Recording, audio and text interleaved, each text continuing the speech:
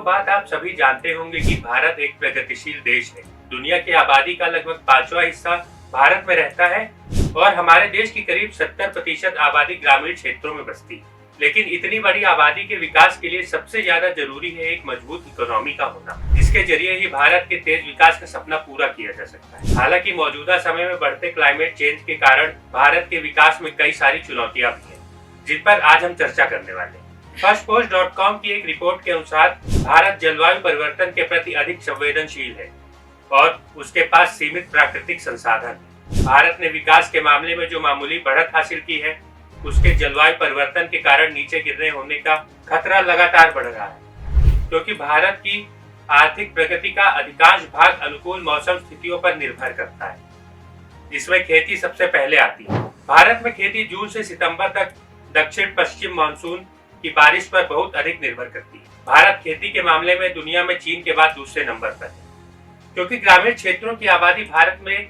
ज्यादा है, इसलिए अधिकतर लोग खेती से होने वाली आमदनी पर ही निर्भर करते हैं। लेकिन क्लाइमेट चेंज की वजह से इस पर लगातार खतरा मंडरा रहा है, जिससे भारत की प्रगति पर भी काफी नकारात्मक असर देखने को मिल सकता है। कुछ उदाहरणों के जरिए इन नकारात्मक प्रभावों को समझने की कोशिश करते हैं। सबसे पहले बात करते हैं गेहूं की पैदावार में आई कमी की। प्री मानसून हीट वेव एक और चुनौती बन गई है, जो मार्च से मई तक फसलों को प्रभावित कर रही है। उदाहरण के लिए 2022 में हीट वेव ने गेहूं की पैदावार में लगभग 4.5% की कमी कर दी।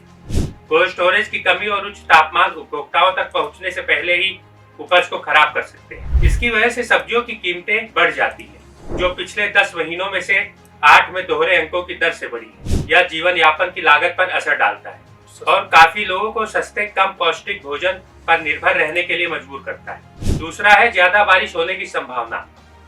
मानसून गर्मी से राहत दिलाने के साथ साथ भयंकर बारिश भी ला सकता है।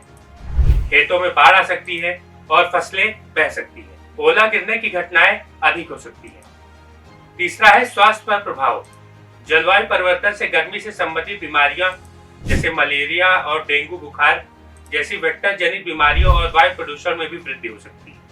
बता दें कि हाल ही में रिजर्व बैंक की एक रिपोर्ट में भी इस बात पर जोर डाला गया है कि जलवायु परिवर्तन के कारण बार बार होने वाले मौसम के झटके मॉनेटरी पॉलिसी के लिए चुनौतियों के साथ साथ आर्थिक विकास के लिए भी नकारात्मक जोखिम पैदा कर सकते हैं। रिपोर्ट में कहा गया है कि जलवायु परिवर्तन ने मौसम के झटकों के अंतराल को कम कर दिया है और प्रभाव को बढ़ा दिया है, जिससे मॉनेटरी पॉलिसियों के लिए चुनौतियां खड़ी हो गई है। कृषि उत्पादन और वैश्विक आपूर्ति श्रृंखलाओं को प्रभावित करने वाली प्रतिकूल मौसम की घटनाओं के माध्यम से जलवायु परिवर्तन सीधे इन्फ्लेशन को प्रभावित करता है। जलवायु परिवर्तन ब्याज की दर को प्रभावित कर सकता है। जलवायु परिवर्तन के बाद के प्रभाव फर्मों, घरों और परिवारों द्वारा सामना की जाने वाली आर्थिक स्थितियों के लिए मॉनेटरी पॉलिसी को कमजोर कर सकते हैं। हालांकि इन खतरों से बचने के लिए कुछ उपाय भी किए जा सकते हैं, जैसे भारत को कोयले और तेल से दूर सौर ऊर्जा, पवन ऊर्जा और जल विद्युत जैसी नवीकरणीय ऊर्जा स्रोतों की ओर जाना चाहिए।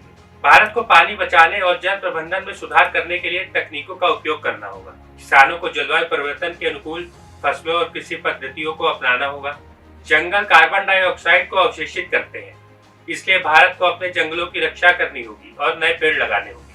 भारत को प्रदूषण कम करने और ऊर्जा दक्षता में सुधार करने के लिए भी स्वच्छ प्रौद्योगिकियों का उपयोग करना होगा। फिलहाल आप इस पूरे मामले पर क्या कहना चाहते हैं और आपकी इस पर क्या राय है, हमें कमेंट बॉक्स में जरूर बताएं। हम फिर मिलेंगे एक नई जानकारी के साथ। तब तक के लिए मुझे दीजिए इजाजत। नमस्कार।